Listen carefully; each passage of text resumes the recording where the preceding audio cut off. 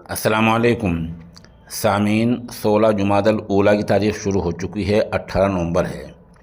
خبر کا عنوان ہے سعودی کو شرم نہیں آتی، ریاض فیسٹول میں کعبے جیسا اسٹیج، اس کے گرد نیم برہنہ ڈانس۔ یہ خبر کا عنوان ہے۔ یہ خبر 2 دن سے سوشل میڈیا پر چل رہی تھی، لیکن کسی معتبر نیوز ایجنسی پر نہیں تھی۔ آج یہ ایک نیوز ایجنسی پر آ گئی ہے، وہیں سے میں پوری تفصیلی خبر پڑھ رہا ہوں۔ سعودی عرب کے خادم حرمین شریفین نے جدید اسلام کے تعارف کی مہم میں تمام حدیں پار کر دی ہیں، جس نے مسلمانوں میں غم و غصے کی لہر دوڑا دی ہے، مگر لوگ یہ بھی حیرت کر رہے ہیں کہ بہت سے لوگ اس کو برداشت کر رہے ہیں۔ تازہ ترین اطلاع کے مطابق دارالحکومت ریاض میں منعقدہ ریاض سیزن فیسٹول کی افتتاحی تقریب اس وقت ایک بڑے تنازع کا شکار ہے۔ اس تنازع کی وجہ اسٹیج پر نصب اسکرین تھی۔ اس پروگرام کی جو ویڈیوز منظر عام پر آئی ہیں، ان میں مبینہ طور پر اسٹیج پر موجود اسکرین کی شکل خانہ کعبہ جیسی ہے۔ اس کے ارد گرد فنکاروں کے رقص، ناچنے اور موسیقی کو مقدس مقامات کی بے حرمتی کے طور پر دیکھا گیا ہے۔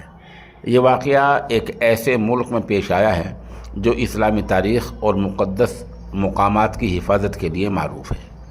اس پر مزید تنازع تب ہوا جب اس اسٹیج پر فنکار رقص کرتے موسیقی کی دھنوں پر پرفارم کر رہے تھے۔ کئی لوگوں نے اس منظر کو خانہ کعبے کے طواف کے ساتھ موازنہ کرتے ہوئے اس مقدس مقام کی توہین قرار دیا۔ واضح ہے کہ خانہ کعبہ نہ صرف اہل اسلام کا قبلہ ہے، بلکہ یہ دنیا بھر کے مسلمانوں کے دلوں میں ایک خاص تقدس رکھتا ہے۔ خانہ کعبے کے گرد طواف ایک مذہبی فریضہ ہے جو صرف اللہ کی عبادت کے لیے خاص ہے۔ ایسے میں کسی تفریحی پروگرام میں خانہ کعبے سے مشابہت رکھنے والے ماڈل کا استعمال اور اس کے آس پاس ناچ گانے کو نہ صرف اسلامی شاعر کی خلاف ورزی سمجھا جا رہا ہے، بلکہ یہ لاکھوں مسلمانوں کے جذبات کو مجروح کرنے کے برابر ہے۔ ایکس پر یعنی ٹویٹر پر گردش ویڈیو بہت شرمناک ہے۔ ان ویڈیوز کے عام ہوتے ہی سوشل میڈیا پر غم و غصے کی لہر پھیل گئی ہے۔ دنیا بھر کے مسلمانوں نے اس واقعے پر شدید رد عمل ظاہر کیا ہے۔ ایک صارف نے لکھا، سعودی حکومت نے ایسا کر کے اسلام کی توہین کی ہے۔ ایک اور صارف نے کہا، کیا سعودی عرب میں اب بھی علماء موجود ہیں؟ کیا وہاں اب بھی صرف مسلمان رہتے ہیں؟ کئی افراد نے سعودی حکومت اور ولی عہد محمد بن سلمان پر تنقید کرتے ہوئے کہا، یہ اسلام کی بنیادی اقدار سے انحراف کی ایک اور کوشش ہے۔ سعودی سرکار نے اس تنازع پر فی الحال کوئی سرکاری بیان جاری نہیں کیا، تاہم عوام کی ناراضگی مسلسل بڑھ رہی ہے۔ کئی لوگوں نے کہا یہ واقعہ ایک ایسا دھچکا ہے جو اسلامی دنیا کی قیادت کے دعوے دار ملک کے لیے ناقابل قبول ہے۔ سب سے زیادہ حیرت کی بات یہ ہے کہ بہت سے دیگر علماء ان حرکتوں پر خاموش ہیں۔ عوام کا کہنا ہے کہ اس کی کوئی مجبوری ہو سکتی ہے۔ اسلامی معاشرہ علماء کی رہنمائی میں پروان چڑھتا ہے۔ علماء نہ صرف مذہبی معاملات میں رہنمائی کرتے ہیں، بلکہ وہ ایسے مواقع پر اپنی آواز بلند کرتے ہیں جہاں مذہب اور ثقافت کو خطرہ لاحق ہو جائے۔ یہ تنازع صرف سعودی عرب تک محدود نہیں رہا، بلکہ عالمی سطح پر بھی اس کے اثرات محسوس کیے گئے ہیں۔ کئی ممالک کے مسلمانوں نے سعودی حکومت سے اس واقعے پر معافی مانگنے اور مستقبل میں ایسے اقدامات سے باز رہنے کا مطالبہ کیا ہے۔ ریاض سیزن فیسٹول کا تنازع اسلامی دنیا کے لیے ایک سبق ہے۔ یہ واقعہ واضح کرتا ہے کہ ترقی اور جدیدیت کے راستے پر چلتے ہوئے اسلامی اقدار کو نظر انداز نہیں کیا جا سکتا۔ دوسری طرف فلسطینیوں کا قتل عام ہو رہا ہے۔ لبنان میں جو ہو رہا ہے وہ آپ کے سامنے ہے، وہ بھی عرب ہیں۔ لبنان میں رہنے والے بھی مسلمان ہیں، وہاں دن رات بمباری ہو رہی ہے، وہاں خادمین حرمین شریفین وہاں۔ اس بارے میں کچھ عرض کرنا چاہوں گا۔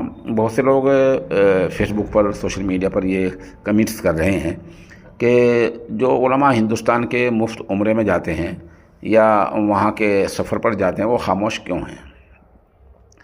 اس کی بڑی وجہ یہ ہے کہ جس طرح آپ لوگ سوشل میڈیا پر بولتے ہیں، اس طرح بولنے سے، لکھنے سے وہاں کوئی زیادہ بڑا فرق نہیں پڑنے والا ہے۔ اور ہماری معلومات یہ ہیں کہ کچھ بڑے لوگوں نے سعودی ایمبیسی کو لکھا ہے اور ابھی ہم اس بارے میں مزید تحقیق کر رہے ہیں۔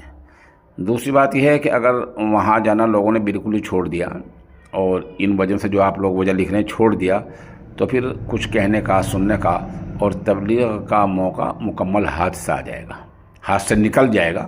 اس لیے اس طرح کے اعتراضات نہیں کرنے چاہیے اور اپنے اہل علم پر، اپنے علماء پر بھروسہ رکھنا چاہیے، اور اس بارے میں علماء کو فریق بھی نہیں بنانا چاہیے کہ ندوی ایسا کر رہے ہیں، دیوبندی ایسا کر رہے ہیں، بریلوی ایسا کر رہے ہیں، وہ خاموش کیوں ہیں۔ عرب میں بہت پہلے ندوی علماء وہاں کے ذمہ داران جایا کرتے تھے، اب بھی جاتے ہیں۔ اب دیوبند سے ذمہ دار جاتے ہیں، جب بھی بہت سے کام ایسے ہو رہے تھے وہ بھی چپ رہتے تھے، یہ ہوتے یہ بھی ایسے رہتے ہیں۔ اب ان کی تبلیغ کا طریقہ کار کا کیا ہے، یہ اس کو ہم سے اور آپ سے بہترین جانتے ہیں، اور ایسی بات نہیں ہے۔ ہم اللہ کی طرف سے امید رکھتے ہیں کہ یہ لوگ اپنی اپنی سطح پر ایسی کوشش کر رہے ہوں گے تاکہ آئندہ ایسا نہ ہو۔ سامعین، یہ معجون ہے طاقت کا خزانہ، یہ بے مثال ہے، لاجواب ہے۔ عمر کے ساتھ ساتھ جو کمزوری آ جاتی ہے اس کو ختم کر دیتا ہے۔ اس کی قیمت 3000 روپے ہے۔ جن صاحب کو چاہیے وہ ہمارے نمبر 96 27 70 90 14 پر رابطہ کر سکتا ہے۔